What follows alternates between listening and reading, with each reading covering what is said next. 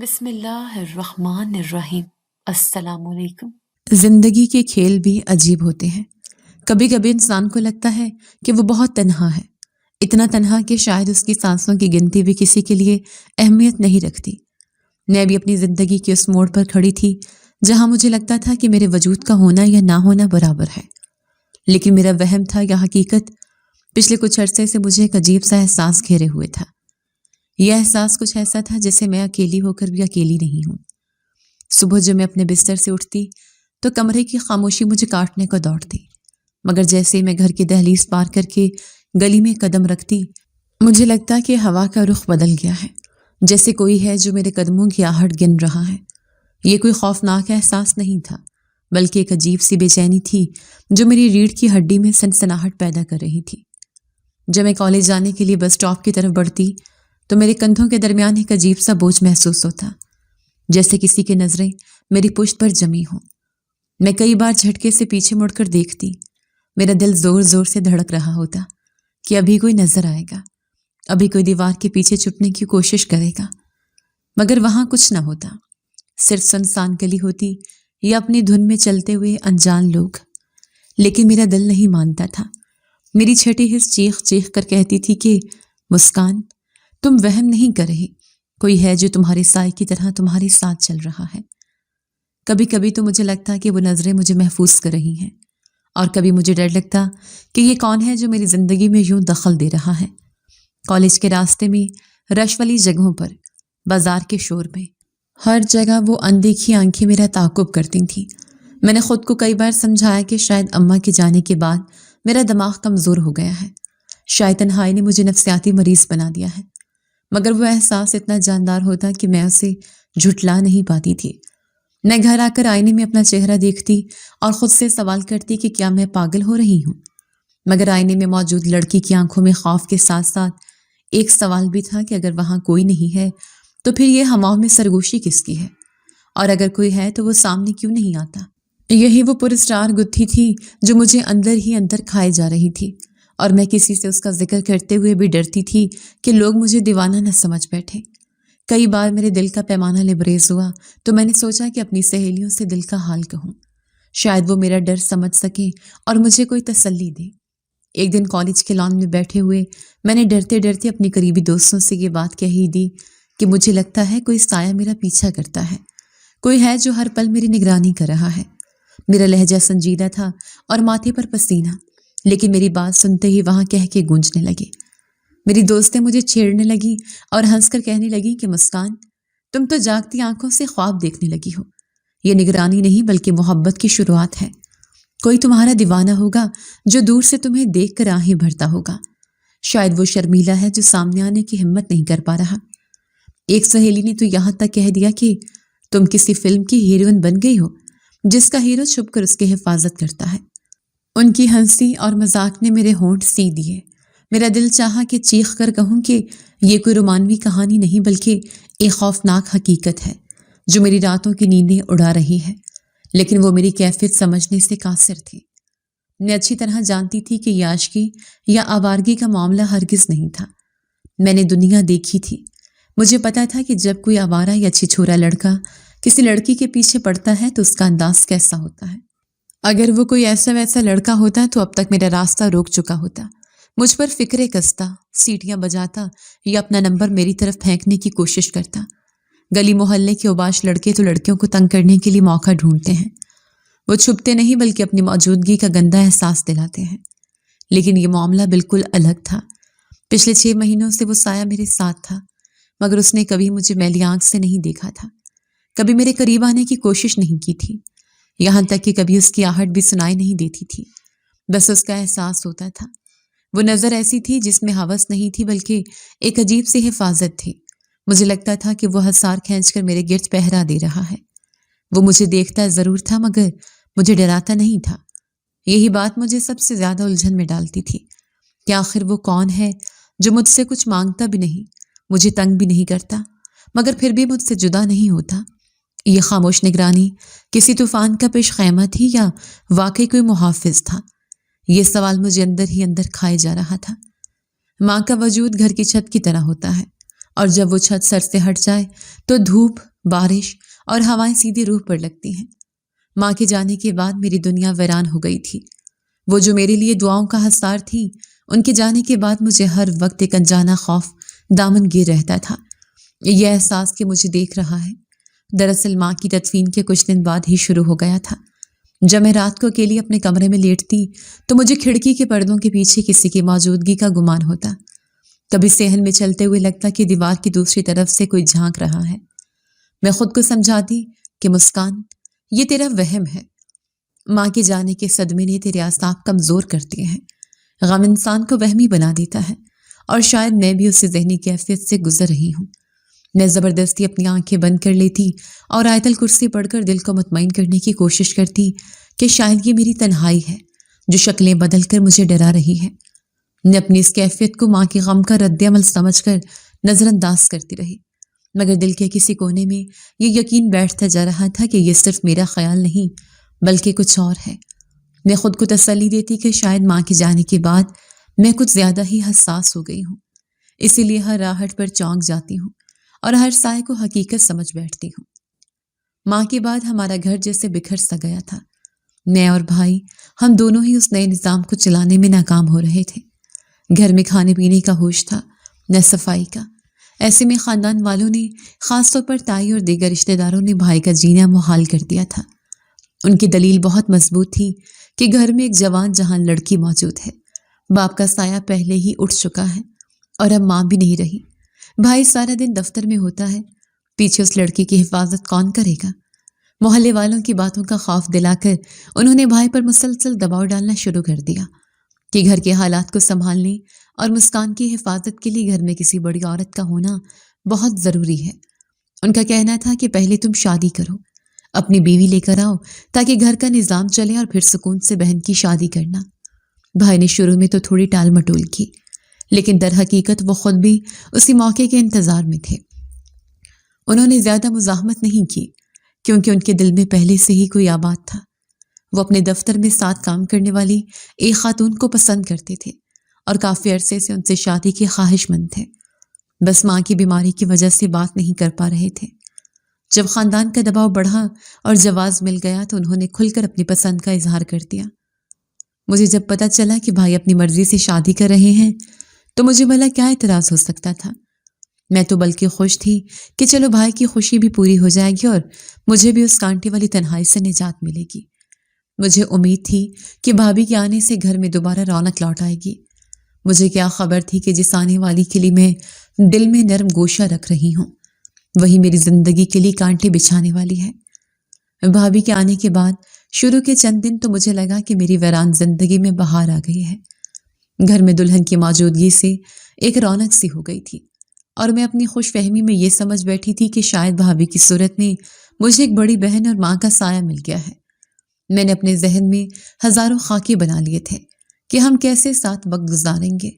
میں کالج سے آ کر ان کے پاس بیٹھوں گی، ان کا ہاتھ بٹاؤں گی اور اپنے دل کی ساری باتیں ان سے کیا کروں گی۔ میں نے سوچا تھا کہ اب کالج سے واپسی پر گھر کا دروازہ خود نہیں کھولنا پڑے گا، بلکہ کوئی تو ہوگا جو مسکرا کر میرا استقبال کرے گا، جسے میں اپنے دن بھر کی تھکن بانٹ سکوں گی۔ مگر میری یہ خوش فہمی شیشے کی طرح کرچی کرچی ہو گئی۔ شادی کی گہما گہمی ختم ہوتے ہی بھابھی کا اصل روپ سامنے آنے لگا۔ ابھی ان کے ہاتھوں کی مہندی بھی نہیں اتری تھی کہ ان کی آنکھوں سے میرے لیے مروت ختم ہو گئی۔ وہ مجھے دیکھ کر یوں منہ پھیر لیتی جیسے میں کوئی ناگوار وجود ہوں۔ ان کا رویہ میرے ساتھ کچھ ایسا سرد اور روکھا ہو گیا جیسے میں اس گھر کی مکین نہیں ہوں جس کی دیواروں میں میرے بچپن کے کہکے جذب ہیں، بلکہ میں ان پر مسلط کیا گیا کوئی بوجھ ہوں جسے وہ جلد از جلد اپنے کندھوں سے اتارنا چاہتی تھیں۔ مجھے اپنے ہی گھر میں اجنبیت کا احساس ہونے لگا، جیسے میں اپنے بھائی کے گھر میں نہیں بلکہ کسی سرائے میں پڑی ہوں۔ آہستہ آہستہ گھر کا سارا نظام بدل گیا۔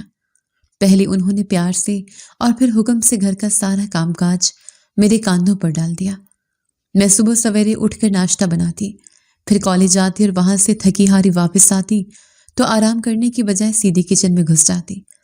صفائی ستھرائی، برتن، کپڑے اور رات کا کھانا سب میری ذمہ داری بن گیا۔ میرا جسم ٹوٹ جاتا، آنکھیں نیند سے بوچھل ہوتی، مگر میں نے کبھی زبان سے اف تک نہ کی، کبھی شکایت نہ کی کیونکہ یہ میرے بھائی کا گھر تھا اور بھائی کی خوشی مجھے اپنی جان سے زیادہ عزیز تھی۔ میں نہیں چاہتی تھی کہ میری وجہ سے بھائی کی نئی زندگی میں کوئی زہر گھلے، لیکن میری اس قربانی اور خاموشی سے بھابھی کا دل پھر سے نہ پسیجا۔ انہیں میرا سانس لینا بھی شاید گرا گزرتا تھا۔ وہ موقع ملتے ہی بھائی کے کان بھرتی رہتی۔ جب بھائی دفتر سے آتے تو وہ مسکرا کر ملتی، مگر کمرے میں جاتے ہی ان کی سرگوشیاں شروع ہو جاتی۔ وہ کبھی میرے کردار پر کیچڑ اچھالتی کہ مسکان آج کل زیادہ بن سنور کر کالج جاتی ہے، اس کی نظریں مجھے ٹھیک نہیں لگتی۔ تو کبھی جھوٹ موٹ میرے اخراجات کا رونا روتی کہ یہ لڑکی گھر کا سارا پیسہ اڑا رہی ہے، اس کی فرمائشیں ختم نہیں ہوتی۔ حالانکہ میں نے تو مہینوں سے اپنے لیے نیا جوڑا بھی نہیں خریدا تھا، مگر وہ بھائی کے ذہن میں میرے خلاف نفرت کا بیج بو رہی تھی اور میں بے بسی سے اپنی صفائی دینے کا موقع ڈھونڈتی رہ جاتی تھی۔ ظلم اور زیادتی کی حد تو اس منحوس دن ہو گئی جب بھابھی نے مجھ پر چوری کا وہ گھٹیا الزام لگایا جس کا میں تصور بھی نہیں کر سکتی تھی۔ گھر میں ایک طوفان برپا تھا۔ بھابھی نے اپنا زیوروں کا خالی ڈبہ ہاتھ میں اٹھایا ہوا تھا اور چیخ چیخ کر گھر سر پر اٹھا رہی تھی۔ ان کا کہنا تھا کہ اس گھر میں صرف مسکان ہے جو میرے کمرے کی صفائی کے بہانے اندر جاتی ہے، اسی نے موقع پا کر میرے سونے کے کڑے چرائے ہیں۔ میں حیرت اور صدمے سے بت بنی کھڑی تھی۔ میں نے رو رو کر قرآن پاک کی قسمیں کھائیں۔ میں نے بھائی کے پیر پکڑ لیے کہ بھائی میں بھوکی رہ لوں گی مگر چوری نہیں کر سکتی، میں آپ کی تربیت پر ایسا داغ نہیں لگا سکتی۔ مگر بھابھی کا ڈرامہ اتنا جاندار اور مکرانہ تھا کہ میری سچائی دب کر رہ گئی۔ سب سے بڑا دکھ اور کلیجہ چیر دینے والا لمحہ وہ تھا جب میرے سگے بھائی، جو کبھی میری آنکھوں میں آنسو نہیں دیکھ سکتے تھے، وہ بھی اپنی بیوی کی باتوں کے سحر میں آ گئے۔ انہوں نے مجھے شک بھری اور اجنبی نظروں سے دیکھا اور پہلی بار انتہائی سخت لہجے میں ڈانٹتے ہوئے کہا کہ مسکان، اگر غلطی کی ہے تو مان لو اور چیز واپس کر دو، بات گھر کی گھر میں رہ جائے گی، ورنہ پولیس آئے تو خاندان کی بدنامی ہوگی۔ بھائی کے ان الفاظ نے میرے وجود کو ریزہ ریزہ کر دیا۔ مجھے لگا جیسے کسی نے میرا مان، میرا غرور مٹی میں ملا دیا ہو۔ میں نے اپنے ہی گھر میں خود کو ایک مجرم اور بالکل اجنبی محسوس کیا۔ اس دن میرے دل پر جو زخم لگا وہ شاید ساری زندگی نہیں بھر سکتا تھا، کیونکہ وہ زخم اپنوں نے دیا تھا۔ بھائی کے اس رویے نے مجھے اندر سے مکمل طور پر توڑ دیا تھا۔ میرا دم گھٹنے لگا تھا۔ اب میں ان سے نظریں ملانے کے قابل بھی نہیں رہی تھی۔ میں گھر میں موجود ہو کر بھی وہاں نہیں تھی، بس ایک زندہ لاش کی طرح وقت گزار رہی تھی۔ ایک رات جب میرا دل بہت گھبرایا اور کمرے کی چھت مجھے گرتی ہوئی محسوس ہوئی تو میں بھاگ کر اوپر چھت پر چلی گئی۔ رات کا آخری پہر تھا اور ہر طرف گہرا اندھیرا اور سناٹا پھیلا ہوا تھا۔ میں ریلنگ کے ساتھ کھڑی ہو کر خالی نظروں سے کالے سیاہ آسمان کو دیکھ رہی تھی اور اپنے نصیب پر آنسو بہا رہی تھی کہ اچانک میری نظر نیچے گلی میں پڑی۔ ہمارے گیٹ کے بالکل سامنے اسٹریٹ لائٹ کی مدھم روشنی کے دائرے سے ذرا ہٹ کر کوئی سایہ کھڑا تھا۔ میرا دل زور سے دھڑکا۔ وہ کوئی عام راہگیر نہیں تھا، کیونکہ اس کا رخ سیدھا اوپر میری طرف تھا، جیسے وہ اتنی دیر سے مجھے ہی دیکھ رہا ہو۔ میں نے دھڑکتے دل کے ساتھ آنکھیں پھاڑ کر اندھیرے میں غور سے دیکھنے کی کوشش کی تاکہ پہچان سکوں کہ وہ کون ہے، تو وہ سایہ تیزی سے حرکت میں آیا اور پلک جھپکتے ہی گلی کے اندھیرے موڑ میں غائب ہو گیا۔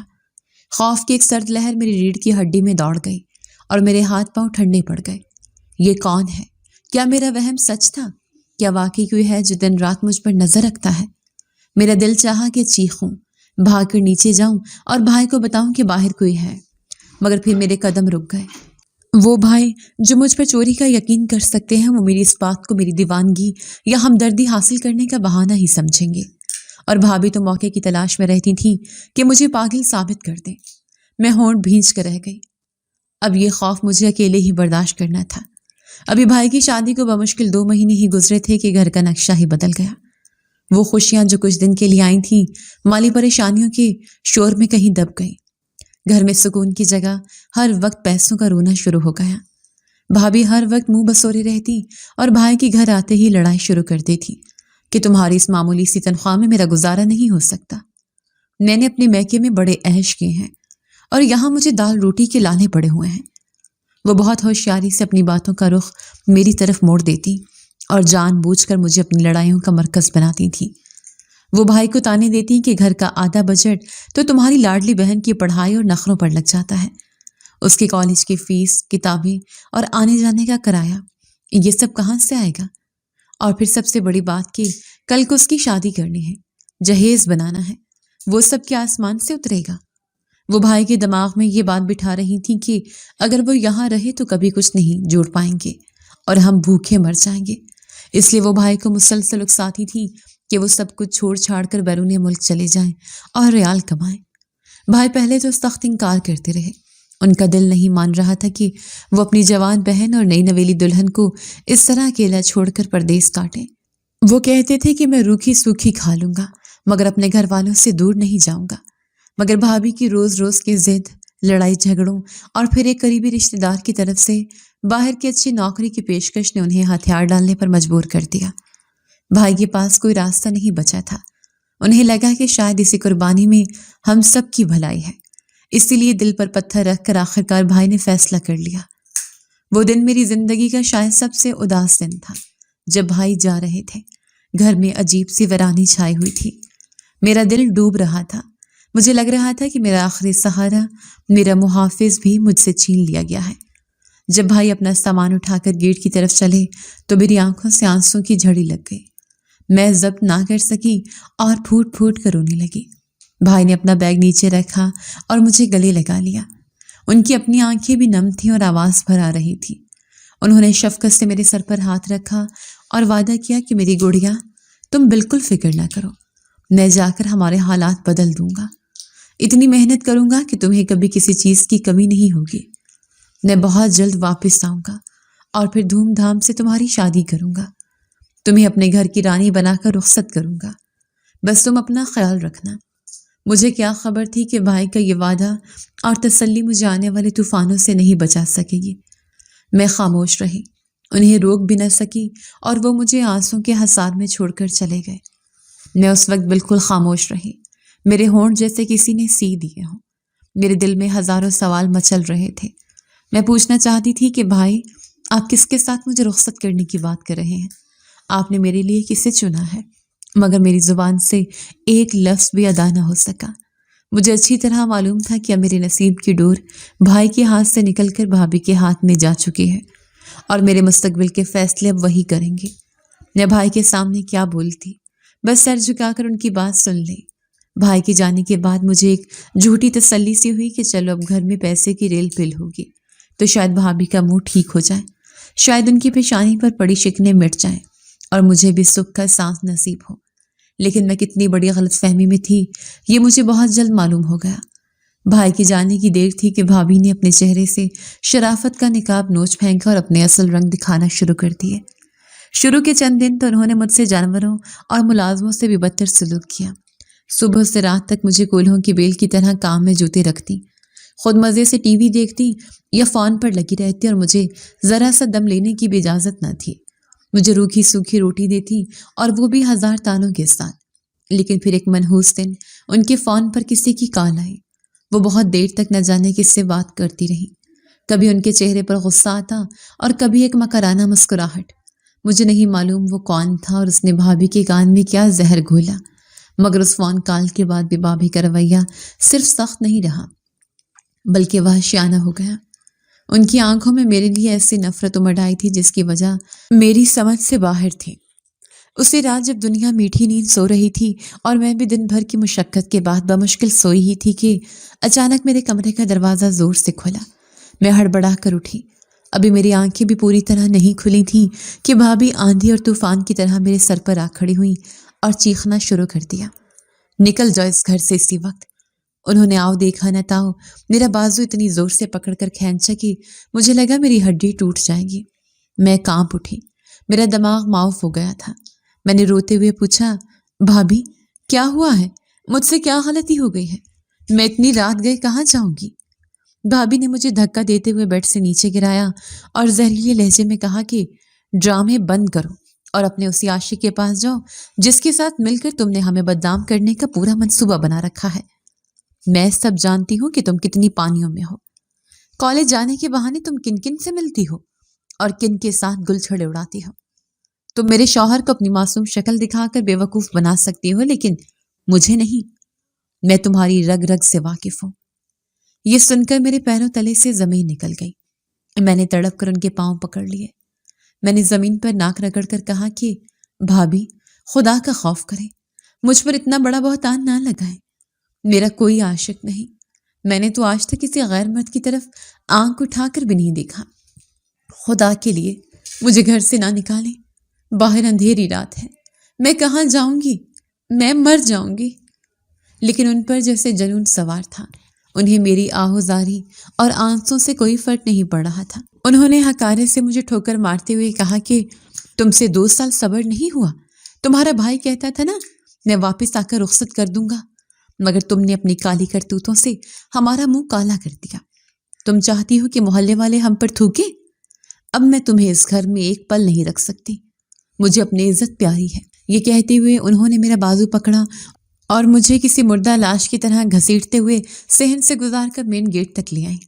میں چیخ رہی تھی، دہائیاں دے رہی تھی، مگر انہوں نے ایک جھٹکے سے مجھے باہر سڑک پر دھکا دیا اور زور سے دروازہ بند کر کے کنڈی لگا دی۔ لوہے کے دروازے کے بند ہونے کی آواز میرے دل پر ہتھوڑے کی طرح لگی اور میں بند دروازے کے باہر اکیلی رہ گئی۔ میں نے دیوانوں کی طرح دروازہ پیٹا، میرے ہاتھوں کی پوریں زخمی ہو گئے، مگر وہ پتھر کا دروازہ نہ کھلنا تھا نہ کھلا۔ میں روتی رہی، چلاتی رہی کہ بھابھی خدا کے لیے دروازہ کھول دیں، میں کہاں جاؤں گی، میری توبہ، میری معافی۔ لیکن اندر سے کوئی جواب نہ آیا، صرف ایک موت جیسا سکوت تھا جس نے مجھے بتا دیا کہ اب میرے لیے اس گھر کے اور دلوں کے دروازے ہمیشہ کے لیے بند ہو چکے ہیں۔ آدھی رات کا وقت تھا اور دسمبر کی یخبستہ ہوائیں میرے وجود کو چیر رہی تھیں۔ وہ کالی سیاہ رات اور اوپر سے یہ ہڈیوں میں اترتی ہوئی ٹھنڈ میرے تن پر صرف ایک باریک سوتی جوڑا تھا جو گھر کے اندر تو کافی تھا، مگر اس کھلے آسمان تلے کسی کفن سے کم نہ تھا۔ میرے پیروں میں ٹوٹی ہوئی ہوائی چپل تھی جو سردی کو روکنے کی بجائے زمین کی ٹھنڈک سیدھی میرے پیروں تک پہنچا رہی تھی۔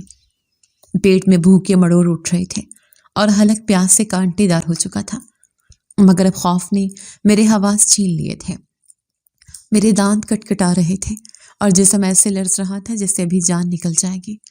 اس بے بسی کے عالم میں مجھے اپنی ماں بہت یاد آئی، وہ ماں جو ذرا سی ٹھنڈ لگنے پر مجھے سینے سے لگا لیتی تھی، جو رات کو بار بار اٹھ کر دیکھتی تھی کہ کہیں میری رضائی تو نہیں ہٹ گئی۔ میں نے روتے ہوئے آسمان کی طرف دیکھا اور لرزتی آواز میں کہا کہ یا اللہ، یہ تو نے مجھے کس کٹھن امتحان میں ڈال دیا ہے۔ میرے ماں باپ نے تو مجھے پھولوں کی طرح پالا تھا، مجھے کانٹا بھی نہیں چبھنے دیا تھا۔ آج میں کوڑے کے ڈھیر کی طرح سڑک پر پھینک دی گئی ہوں۔ کیا میری قسمت میں یہی ٹھوکریں لکھی تھیں؟ میں تو اپنے گھر کی شہزادی تھی، پھر آج بھکاریوں سے بھی بدتر حال کیوں ہے میرا؟ کچھ دیر دروازے کی چوکھٹ پر سر رکھ کر روتی رہی، مگر پھر مجھے احساس ہوا کہ اب یہ دروازہ نہیں کھلے گا۔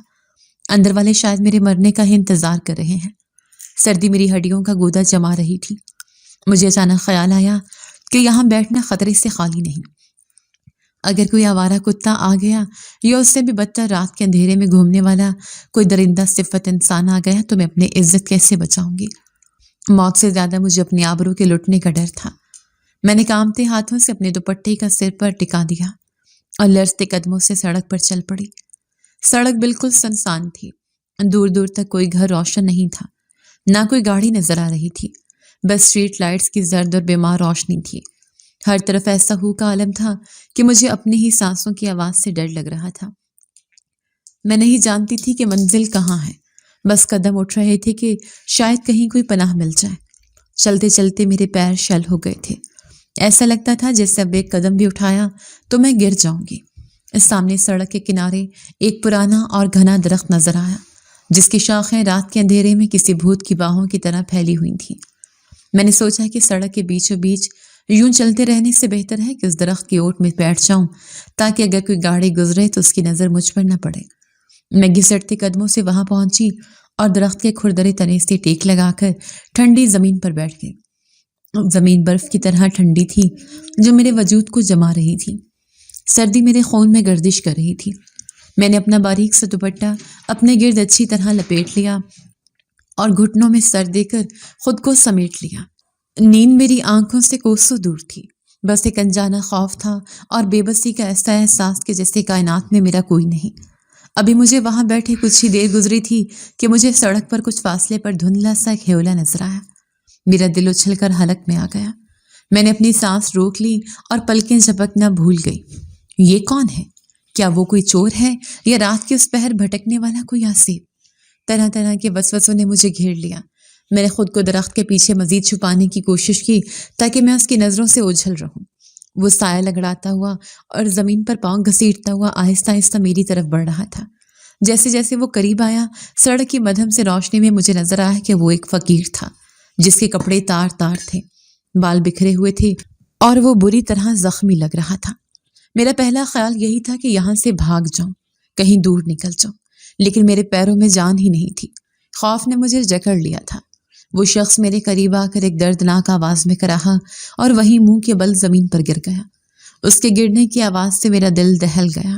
میں نے دیکھا کہ اس کے ایک پاؤں سے خون تیزی سے بہہ رہا تھا اور وہ درد سے مچھلی کی طرح تڑپ رہا تھا۔ اس کی حالت دیکھ کر میرے اندر کا خوف اچانک ہمدردی میں بدل گیا۔ میں نے سوچا کہ میں خود مصیبت میں ہوں، بے گھر ہوں، مگر یہ شخص تو شاید موت کے قریب ہے۔ اگر میں نے اس کی مدد نہ کی تو شاید یہ یہیں مر جائے گا اور اس کا بوجھ میرے ضمیر پر رہے گا۔ میری انسانیت جاگ اٹھی اور میں اپنی تکلیف بھول گئی۔ میں ڈرتے ڈرتے اس کے قریب گئی۔ وہ نیم بے ہوشی کی حالت میں تھا۔ میں نے اس کے کندھے کو پکڑ کر ہلایا اور کانپتی آواز میں پوچھا کہ بھائی، آپ ٹھیک تو ہیں؟ کیا ہوا ہے آپ کو؟ اس نے بڑی مشکل سے کراہتے ہوئے آنکھیں کھولی۔ اس کے ہونٹ خشک تھے۔ اس نے بمشکل پانی مانگا۔ میرے پاس پانی تو نہیں تھا اور نہ ہی دور دور تک پانی کا نام و نشان تھا، مگر مجھے یاد آیا کہ یہاں سے تھوڑی دور آگے ایک بڑا سرکاری ہسپتال ہے۔ میں نے خود میں ہمت جمع کی۔ میں نے اس فقیر کو سہارا دے کر اٹھانے کی کوشش کی۔ وہ بہت وزنی تھا اور تکلیف کی وجہ سے اس سے کھڑا نہیں ہوا جا رہا تھا، مگر نہ جانے مجھ میں کہاں سے اتنی غیبی طاقت آ گئی تھی۔ میں نے اس کا بازو اپنے کندھے پر رکھا اور اسے گھسیٹتی ہوئی ہسپتال کی طرف چل پڑی۔ اس کا خون میرے کپڑوں پر لگ رہا تھا، مگر مجھے اب اس کی پرواہ نہیں تھی۔ راستہ کتنا لمبا تھا مجھے نہیں پتا۔ ہر قدم پر مجھے لگتا تھا کہ اب میں گر جاؤں گی۔ میرا اپنا سانس پھول رہا تھا، پسینے اور آنسوں سے میرا چہرہ بھیگ چکا تھا، مگر میں رک نہیں سکتی تھی کیونکہ میرے کندھے پر ایک انسانی جان کا بوجھ تھا۔ آخرکار خدا خدا کر کے ہسپتال کا گیٹ نظر آیا۔ جیسے ہی ہم دروازے تک پہنچے، وہ شخص پوری طرح ہوش کھو بیٹھا اور میرا سہارا چھوٹتے ہی زمین پر ڈھیر ہو گیا۔ میں نے اپنا پورا زور لگا کر چیخنا شروع کر دیا کہ کوئی ہے، مدد کرو، کوئی ڈاکٹر کو بلاؤ۔ میری آواز سن کر گیٹ پر موجود چوکیدار اور اندر سے کچھ عملے کے لوگ دوڑ کر آئے۔ جیسے ہی ان کی نظر زمین پر پڑے، اس زخمی اور خستہ حال فقیر پر پڑی، ان کے چہروں کا رنگ یکدم اڑ گیا، جیسے انہوں نے کوئی بھوت دیکھ لیا ہو۔ میں نے سوچا شاید یہ اس کی گندی حالت اور خون دیکھ کر گھبرا رہے ہیں، یا شاید ایک فقیر کے علاج سے کترائیں گے، مگر معاملہ کچھ اور ہی تھا۔ ایک نرس جو قریب آئی تھی، اس نے اس شخص کا چہرہ دیکھتے ہی چیخ کر باقی عملے سے کہا کہ اسٹریچر لاؤ، جلدی کرو، ایمرجنسی ہے۔ اس کے بعد جو ہوا وہ میری سمجھ سے بالکل باہر تھا۔ ایک عام سے سڑک چھاپ فقیر کے لیے پورا ہسپتال سر پر اٹھا لیا گیا۔ ڈاکٹرز جو عام مریضوں کو دیکھنے کے لیے گھنٹوں انتظار کرواتے ہیں، وہ بھاگتے ہوئے آ رہے تھے۔ نرسیں الرٹ ہو گئی تھیں۔ اسے فوری طور پر ایک خاص کمرے میں لے جایا گیا جس کے باہر سرخ بتی جل رہی تھی۔ میں باہر برآمدے میں حیران و پریشان کھڑی تھی۔ مجھے سمجھ نہیں آ رہا تھا یہ ہو کیا رہا ہے۔ ابھی مشکل سے 10 منٹ ہی گزرے ہوں گے کہ ہسپتال کے باہر پولیس کی گاڑیوں کے سائرن گونجنے لگے۔ کئی گاڑیاں آ کر رکیں اور بہت سے پولیس والے ہتھیاروں سمیت اندر داخل ہوئے اور سیدھے اس کمرے کے باہر پہرا دینے لگے جہاں اس فقیر کو لے جایا گیا تھا۔ میرے ذہن میں سوالوں کا طوفان تھا کہ آخر وہ شخص کون ہے جسے فقیر کے بھیس میں ایسا شاہانہ پروٹوکول مل رہا ہے۔ میں نے سہمے ہوئے لہجے میں پاس گزرتی ایک نرس کا بازو تھام کر پوچھا کہ باجی یہ کون ہے؟ اس نے رک کر مجھے اوپر سے نیچے تک دیکھا۔ اس کی نظروں میں میرے لیے حقارت نہیں بلکہ ایک عجیب سا خوف اور احترام تھا۔ وہ رازدارانہ انداز میں جھک کر بولی کہ بی بی تم کس دنیا میں ہو؟ تم نہیں جانتی؟ تم جنہیں اپنے کندھے پر لاد کر لائی ہو وہ اس شہر کے کوئی عام شہری نہیں ہے۔ ان کی ایک آواز پر پورا شہر ہل سکتا ہے۔ یہ سن کر میرا دماغ بری طرح چکرا گیا۔ میں تو سڑک کنارے پڑے ایک لاچار اور زخمی فقیر کو لائی تھی جسے شاید لوگ دھتکار کر گزر جاتے۔ یہ وی آئی پی پروٹوکول اور یہ بھاگ دوڑ کیوں؟ میں تھکن سے چور وہیں انتظار گاہ کے لوہے کی بینچ پر ڈھیر ہو گئی۔ بھوک پیاس سے میرا برا حال تھا اور مٹی میں لتھڑے کپڑے مجھے اپنے آپ سے شرمندہ کر رہے تھے۔ مجھے اپنی کوئی خبر نہیں تھی، بس سامنے ہونے والے مناظر دیکھ کر میں حیرت کے سمندر میں غوطے کھا رہی تھی جہاں ہر لمحہ ایک نیا جھٹکا میرا منتظر تھا۔ کافی دیر گزرنے کے بعد ایمرجنسی وارڈ کا دروازہ کھلا اور ایک بڑی عمر کے سینئر ڈاکٹر باہر آئے اور انہوں نے ادھر ادھر دیکھا۔ جب ان کی نظر سمٹی ہوئی مجھ پر پڑی تو وہ تیزی سے میرے پاس آئے اور انتہائی ادب اور نرمی سے بولی کہ محترمہ صاحب کو ہوش آ گیا ہے، خطرے کی کوئی بات نہیں، اور وہ سب سے پہلے آپ کو بلا رہے ہیں۔ میں نے بے یقینی اور حیرت سے اپنی انگلی سے اپنے سینے کی طرف اشارہ کیا۔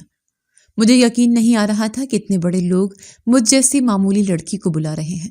میرے کپڑے مٹی اور اس شخص کے خون سے اٹے ہوئے تھے، بال بکھرے ہوئے تھے اور حالت دیوانوں جیسی تھی۔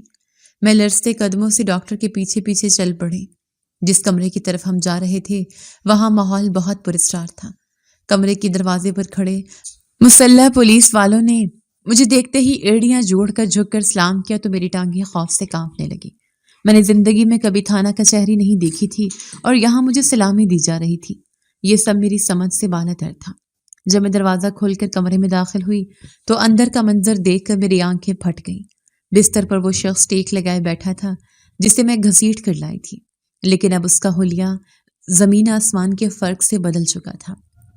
چہرہ بالکل صاف ستھرا اور دھلا ہوا تھا، شیو بنی ہوئی تھی، پیر اور بازو کے زخموں پر پٹیاں بندھی ہوئی تھیں، اور وہ ہسپتال کے عام سے لباس میں بھی ایک بہت باروب، وجیح اور خوبصورت شخص لگ رہا تھا۔ وہ سڑک والا فقیر اب کہیں سے بھی نہیں لگ رہا تھا۔ اس کی شخصیت میں ایک ایسا وقار تھا جو صرف پڑھے لکھے اور بااختیار لوگوں میں ہوتا ہے۔ میں دروازے پر ہی بت بن کر رک گئی۔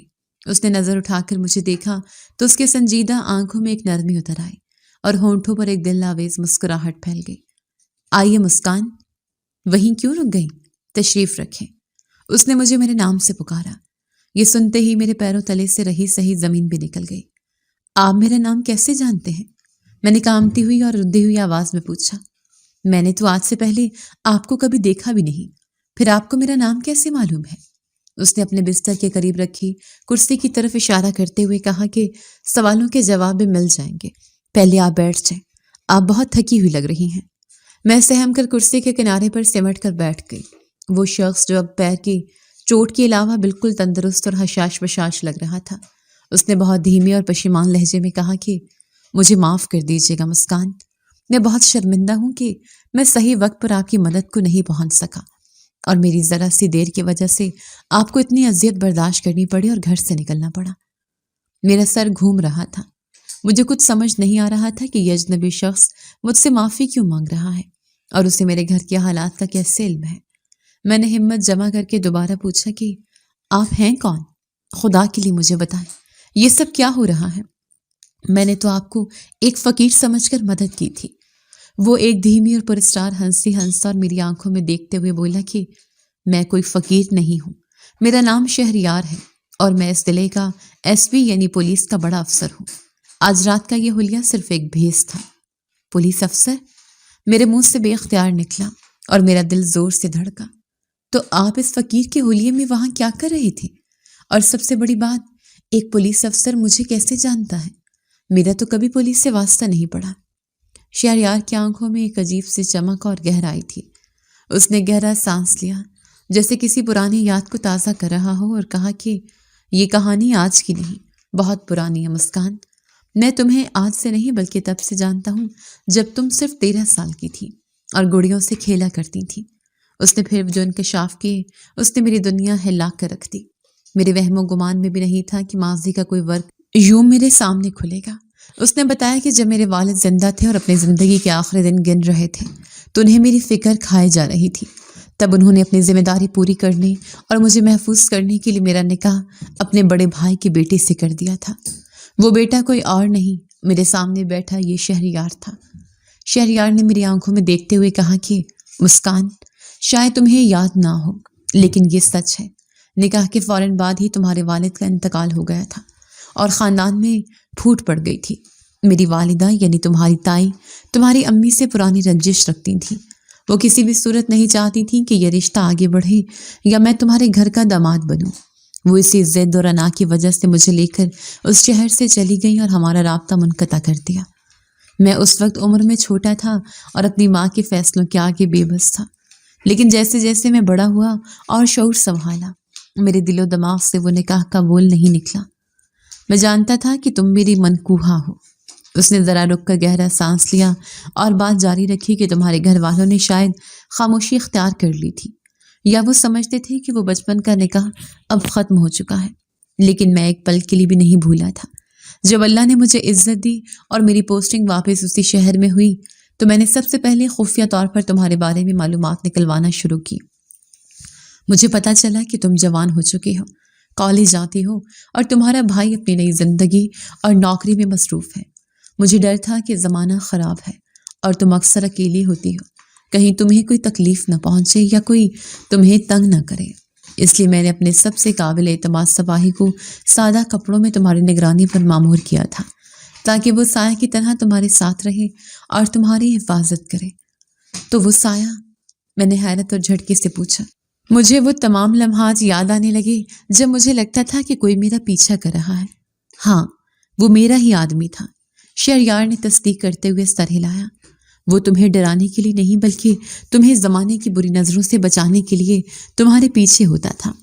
میں خود بے چین تھا کہ کب تمہارے سامنے آؤں، کب تمہیں بتاؤں کہ میں کون ہوں، لیکن جب میں تمہارے بھائی سے ملا اور اسے اپنی اور تمہاری پرانی حقیقت بتائی تو مجھے امید تھی کہ وہ خوش ہوں گے، مگر اس کے برعکس انہوں نے مجھے روک دیا اور مجھ سے درخواست کی کہ میں بھی تمہارے سامنے نہ آؤں۔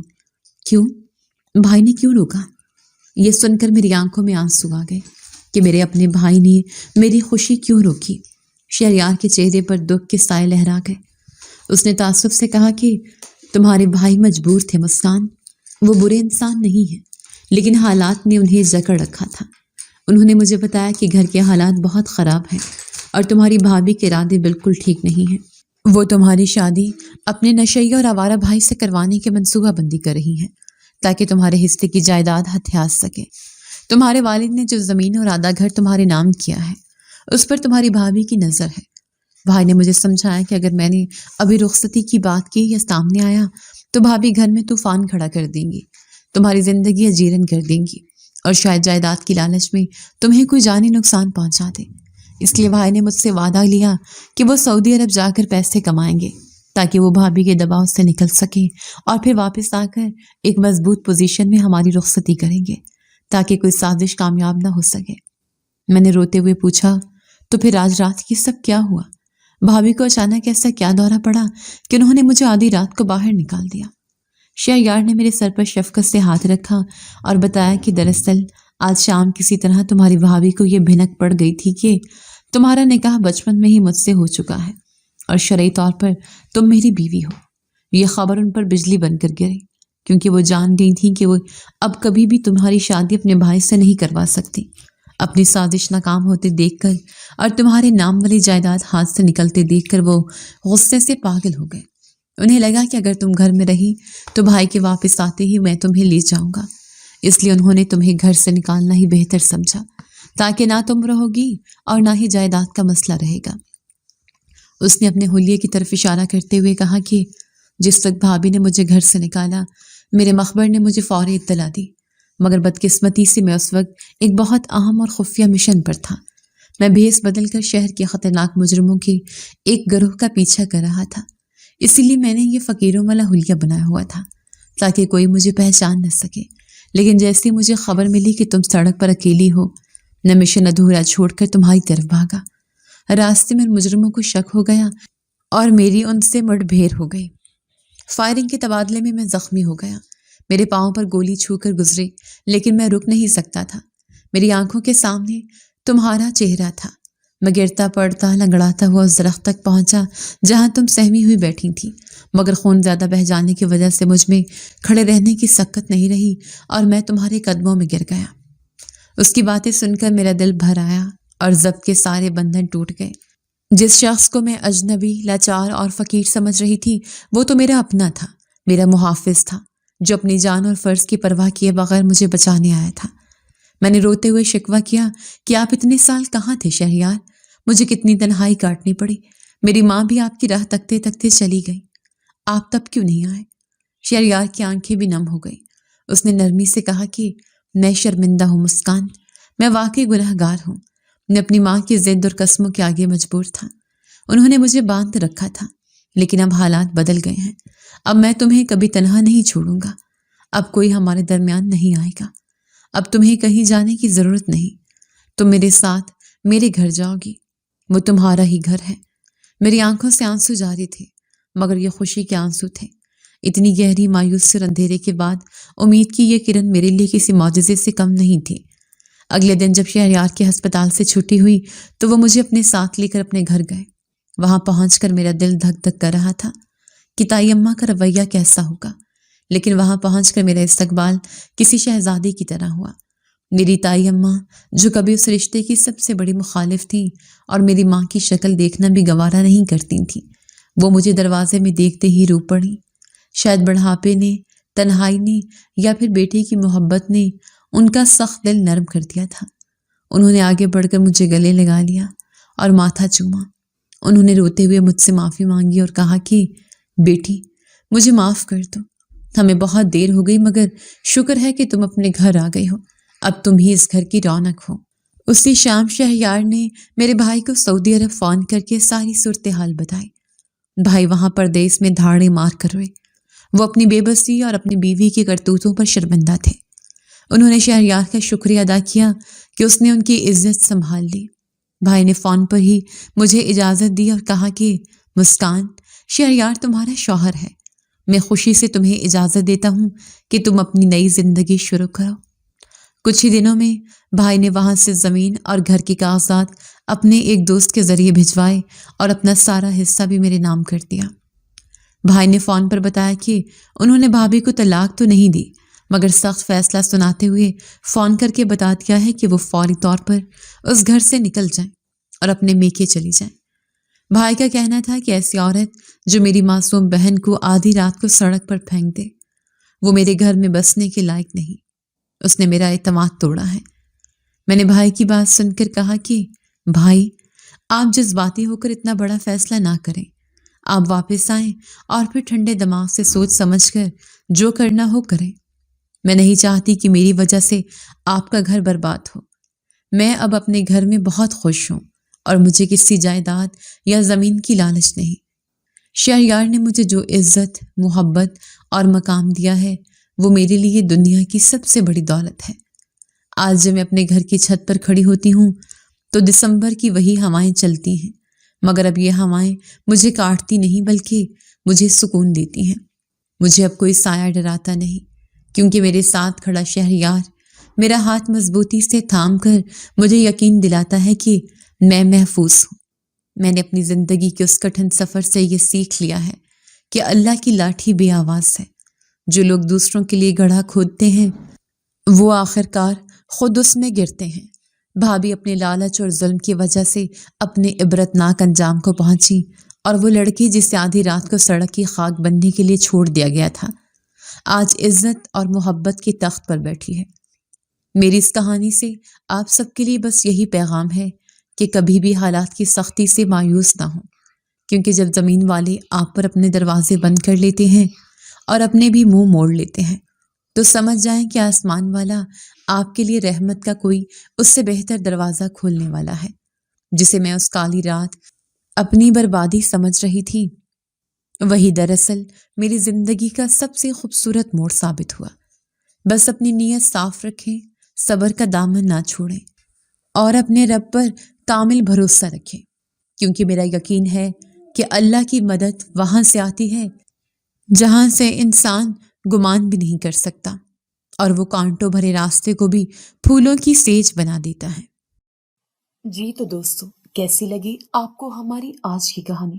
اپنی رائے کا اظہار ہمارے کمنٹس باکس میں ضرور کیجیے گا، اور اگر آپ کو ہماری ویڈیو پسند آئی ہے تو کر لیجیے ہمارے چینل کو سبسکرائب، ویڈیو کو لائک اور بیل آئیکن لازمی پریس کر لیجیے تاکہ ہر نئی آنے والی ویڈیو کا نوٹیفیکیشن آپ کو بر وقت موصول ہو سکے۔